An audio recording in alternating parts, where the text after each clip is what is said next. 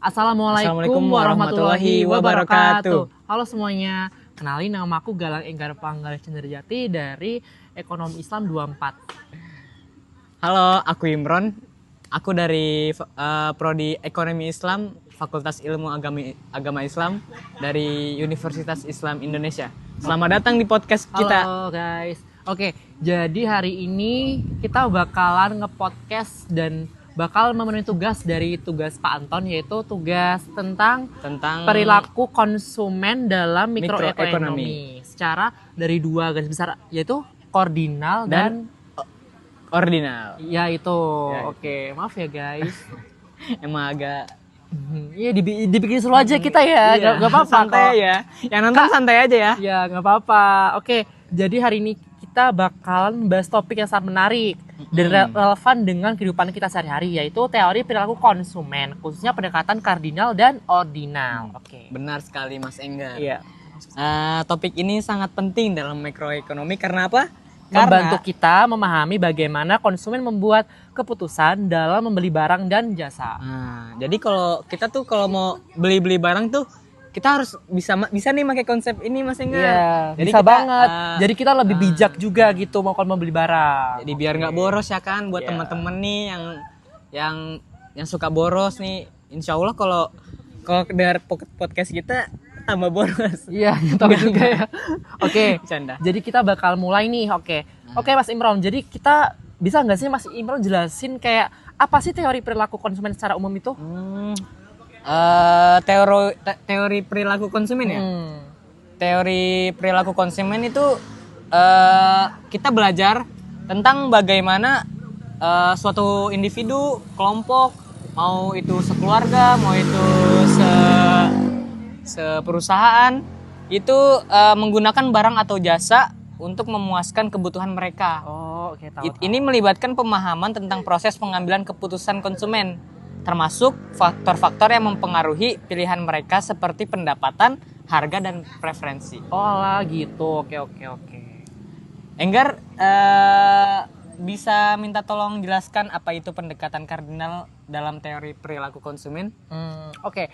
Jadi secara umum ya, menurut sependek pengetahuan aku, kalau pendekatan kardinal itu tuh kayak kita tuh mengasumsikan bahwa kepuasan atau utilitas konsumen dapat diukur secara kuantitatif, seperti menggunakan angka atau nilai. Misalnya, kepuasan mengonsumsi satu es krim bisa dinilai 10 utils kalau nggak salah ya.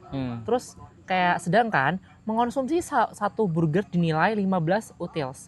Pendekatan ini membantu kita memahami konsep marginal utility atau tambahan kepuasan. Gitu. Ini materinya tadi pagi bukan tadi siang kalau nggak salah kita belajar sama Pak siapa ya? Pak Unggul ya. Iya, tadi udah dijelasin kan. Cuman emang kita ya agak-agak agak ada gapnya susah juga agak gitu. susah mengerti. Jadi emang di sini masuk nih. Siapa tahu ntar kayak gini keluar di UTS kan, nggak tahu juga kan. Keluar nanti paling keluar. Iya, oke. Oke nih, aku mau nanya nih kayak tentang pendekatan ordinal nih. Kayak kamu tahu nggak sih Ron, kayak bagaimana dengan pendekatan ordinal itu Ron, kayak apa bedanya dengan kardinal? Oh iya, kalau pendekatan ordinal ini lebih realistis. Karena apa? Karena apa tuh? Karena mengakui bahwa kepuasan itu sulit diukur secara pasti. Oh gitu. Terus pendekatan ini hanya mengurutkan preferensi konsumen. Misalnya, konsumen lebih suka burger daripada es krim, tanpa perlu menentukan seberapa besar perbedaan kepuasannya. Ini dijelaskan melalui kurva indifferent. Oh gitu ya caranya. Benar sekali.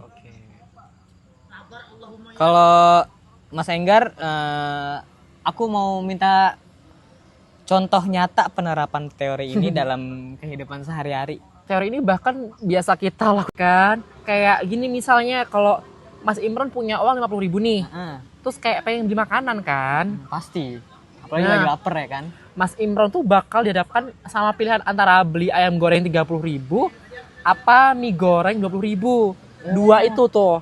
Terus kayak keputusanmu akan dipengaruhi oleh ini nih. 1, budget concern atau kendala anggaran kan. Terus 2, preferensi terhadap kedua menu tersebut. 3, nilai kepuasan yang kamu hadapkan kan Mas Imron. Apalagi Gitu. kalau duitnya itu tinggal 50.000 Iya serem banget kan kalau serem gitu. banget Aduh ya. ngitungnya. Apalagi tinggal 3 hari lagi buat menuju awal bulan. Nah itu Iya, harus hemat-hemat itu. Iya gitu. Terus ini Ron, ada pertanyaan lagi nih. Kayak gimana sih relevansi teori ini di era digital sekarang kan juga gimana ya? Kayak teori ini juga lagi simpang siur juga di kalangan kita nih yang kayak sama duit juga gimana Iya gitu sih. ya. Agak sedikit ada masalah lah. Teori ini sangat relevan di era digital. Misalnya dalam berbelanja online. Iya, Sering iya, kan iya. kita ya Iya. belanja di toko oranye, toko Iya, hijau, kayak Shopee gitu kan ya. Maaf ya Pak disebut ya Pak, mohon Disebutkan maaf jadinya. ya. Juga kan kadang maaf nih nyebut lagi di TikTok Shop kan kadang tuh lagi rame-ramenya Iya, karena iya, murah, iya, banyak iya, diskon ya kan iya. ya. Nah itu konsumen tetap mempertimbangkan budget dan kepuasan. Namun dengan tambahan faktor seperti kenyamanan berbelanja online, review produk, dan kemudahan pembayaran digital. Nah kan kalau di online itu kan kita gampang ya bayarnya Iya. tinggal pakai HP. Ada juga yang kayak ini nih, mohon maaf nih. Kadang-kadang juga ada yang pakai kayak pembayaran Shopee Pay Later kan juga ada. Kan gitu kan. Itu tuh lebih mudah, Nah, lebih mudah itu. Tapi harus hati-hati juga ya guys, nggak boleh pakai Shopee Pay Later di kala kayak misal kamu lagi kamu harus punya backupan atau punya harus nabung dulu sih kataku kalau belanja online ya guys, nggak boleh ntar kamu BI check-nya rusak loh, inget loh. Oke nih, udah nggak nyangka banget nih udah di penutup ya Allah Mas Simpan gimana nih? Gimana ya? Aduh. Padahal harusnya waktu kita tuh lebih panjang. Cuman materi kita dikit lagi udah mau habis nih. Gimana nih, Mas Enggar? Oke nih, jadi buat teman-teman, jadi aku bakal ringkas dari poin-poin yang kita bahas tadi ya. Oke. Apa Satu aja tuh, Mas tadi Enggar? teori perilaku konsumen membantu memahami pengambilan keputusan konsumen ya. Terus pendekatan kardinal mengukur kepuasan secara kuantitatif. Ketiga, pendekatan ordinal mengurutkan preferensi tanpa mengukur besaran keputusan. Kepuasan, sorry. Nah, keputusan konsumen dipengaruhi oleh anggaran dan preferensi ya kan. Yang dan terakhir nih, teori ini tetap relevan di era digital. Jadi kayak udah dari dulu nih ilmunya, tapi masih diterapkan juga di dalam era digital sekarang ini Mas Imron gitu. Padahal era digital tuh kan di zaman dahulu kan belum ada gitu. Iya, ya. tapi Masih- udah diterapin dari dulu ekonomi kayak gitu, tapi masih berlanjut nih gitu. Oke, untuk teman-teman yang ingin mempelajari lebih lanjut, kami sarankan untuk pertama biar lebih mahir dalam urusan ekonomi. Ya. Yang pertama membaca buku teks mikroekonomi. Jangan lupa guys.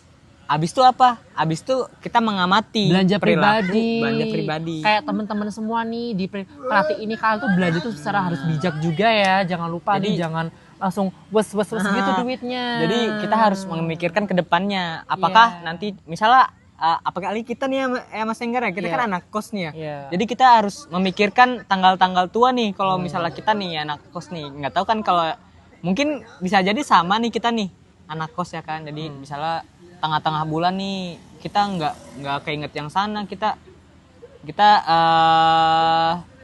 belanja nih sepuasnya, pokoknya tiba-tiba nanti 10 hari sebelum akhir bulan kita udah ngeliat dompet kosong. Serem Nah, itu. makanya kita harus mengamati perilaku belanja pribadi.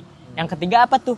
Kita tuh? mencoba membuat jurnal pengeluaran pribadi. dicatat. Nah, dicatat. Jadi kalau misal kalian ada pengeluaran tuh mau keluar apa deh, kayak beli bakso, beli makanan tuh dicatat biar kamu tuh tahu ya guys, kalian semua kayak uang kalian tuh larinya kemana gitu. Jadi kok kayak jadi nggak kayak kok tiba-tiba habis. Ini Iya, beli apa gitu. aja. Nah, biar jelas itu. Misalnya kalian mau ini nih mau beli barang yang kalian mau nih. Nah, kalian juga beli barang yang kalian mau nih. Nah, kalian juga harus catat-catat nih, nabung, dicatat juga. Jadi kayak kamu harus kalian harus korbanin buat barang yang kamu sukai gitu. ya gitu. Oke, yang keempat itu menganalisis keputusan pembelian sehari-hari. Oke. Nah, Oke. udah kali ya sampai sini aja ya. Udah. Oke, sampai guys. sini aja ya teman-teman. Oke, makasih udah dengerin podcast kita. Kayak makasih juga yang udah nonton dari tugas mikroekonomi Pak Anton. Semoga bermanfaat ya buat kalian semua. Terima kasih udah dengerin kita. Oke, dadah semuanya.